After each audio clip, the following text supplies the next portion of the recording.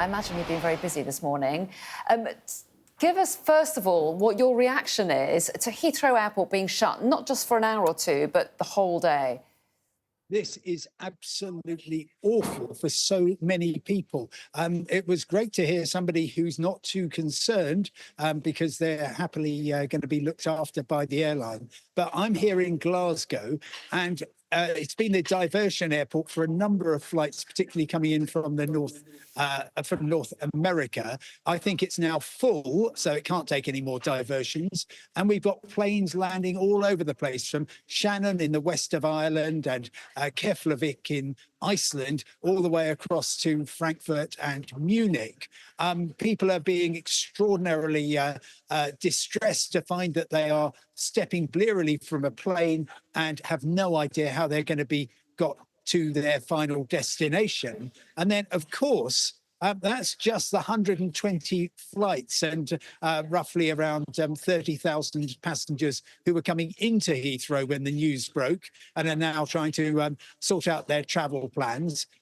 There are another 200,000 at least booked to travel in and out of Heathrow today, and they will, I'm afraid, be in the appalling situation of trying to replan their journey. But when Heidi Alexander, as you've been reporting, the Transport Secretary says, I'd urge passengers not to travel to the airport. Yeah, correct. And contact their airline. Well, I can exclusively reveal that they are not going to be answering the phone particularly well today at British Airways. I've got a flight booked this afternoon, and they simply have told me, just keep your eye open for emails and texts. And I'm afraid, even if, and let's hope to the high heavens that we actually get flights back on course today, and that it does reopen at midnight as they're hoping to.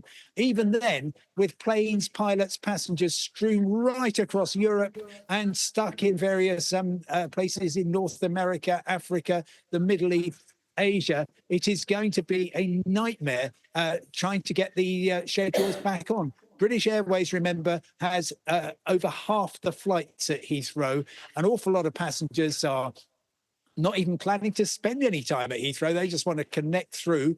And let's just take, if we may, the flight from Accra in Ghana, which is currently on the ground in Lyon in southern France. Lovely place. But if you're one of the many Ghanaian passengers, it's a pretty good chance that you won't necessarily have permission to enter France because you weren't expecting to be there, at which point they are going to be stuck in a kind of no man's land, waiting in the transit lounge until something can happen to them.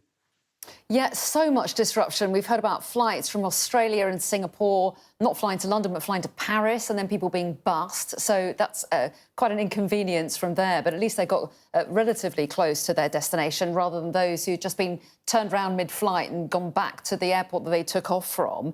So huge impact on passengers, Simon. And also, they're possibly incurring costs. Some might be extending a work trip or a holiday beyond what they were expecting. That's going to cost them money. Some airlines might look after passengers, I guess. But what is the situation as far as passengers are concerned who feel they're out of pocket? OK, really good question. And I'm afraid it's quite complicated. The easy bit is anybody booked to fly on a British or a European airline. So that will be mainly BA and Virgin Atlantic in and out of Heathrow. The airline is absolutely responsible for putting you up in a hotel, for giving you meals, for getting you to your destination as soon as possible. And that doesn't matter if you're at Heathrow, doesn't matter if you're one of the UK airports waiting for a connection, or if you're in Singapore. As long as you're flying on a UK airline, they have to look after you. And there's no time limit. If you're still there a week from now, then that's down to them. And this, of course, is going to cost the airlines tens, possibly hundreds of millions of pounds. However, the people you need to be concerned about are those flying in from outside Europe. It might be the Gulf, on Emirates or on Qatar Airways. It could be one of the Asian airlines, Singapore Airlines, Cathay Pacific, Air India. or indeed many people in North America coming back on airlines such as Air Canada, American Airlines, Delta and United. Those airlines, because they're not British, do not have any obligations when they are flying to the UK from their home countries. So they might look after you. I very much hope they will do, but they can just turn around and say, look, this isn't our fault. Nothing we can do. You're on your own. Good luck finding a hotel. And then you will try and claim from your travel insurance. But it just shows well, there's a couple of things. First of all, how one-sided the travel passenger rules are for care and compensation. By the way, you won't be getting any cash compensation because it's not the airline's fault, but also the lack of resilience. We have the busiest two-runway airport in the UK, which is Heathrow, the busiest single runway airport in the world, which is Gatwick. And of course, being so full, normally you would just think, oh, well, it'll go to the other London airport, but there isn't any room. And I think that is going to be discussed, as well as how the heck can a critical piece of national infrastructure, arguably the most important transport hub in Europe, how can that be put out of action? I know it was a catastrophic fire. You've been showing the very dramatic pictures of it, but there will be questions asked about resilience. Indeed, yes, and a question I put to the Energy Secretary, in fact, a little bit earlier, Simon. Yeah, questions about whether this critical infrastructure could be better protected somehow. So give us an idea of behind the scenes what airlines will be doing now. They don't even know for sure when Heathrow might reopen. But what do they do? They get on the phone and try and book slots, or how do they try and rearrange these flights and get the passengers to their destinations?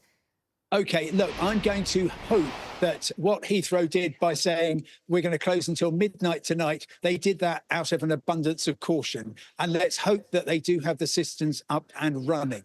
There will be tomorrow actually a whole load of flights which would be able to go because they didn't go today. The planes are sitting on the ground at Heathrow Airport. They're not going anywhere.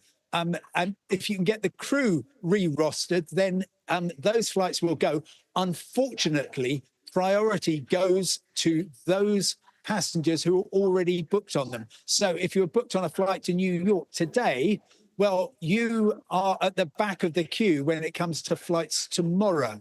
There might be some empty seats, but there'll be an awful lot of people trying to get onto them. British Airways particularly, because they've got so many planes, pilots, passengers out of position, it will take several days to get back to normal. I've got a booking this afternoon. They basically just said, hope for the best and see what we tell you. Obviously, if you're travelling domestically in the UK, certainly from Scotland to London, you can find other ways of travelling. Other airlines aren't going to be so badly hit because if their main sphere of operations is outside the UK, then it's only a little bit that's been disrupted by Heathrow. It really is British Airways and their passengers who are going to take the brunt of this. Well, Simon, it's good to chat to you. I'm sorry that you're not at the airport you were thinking you would be at, but good luck with your flight. And, of course, good luck to all the passengers who've been affected, as you say, so many thousands of them today and in the days ahead. Good to talk to you. Thanks, Simon.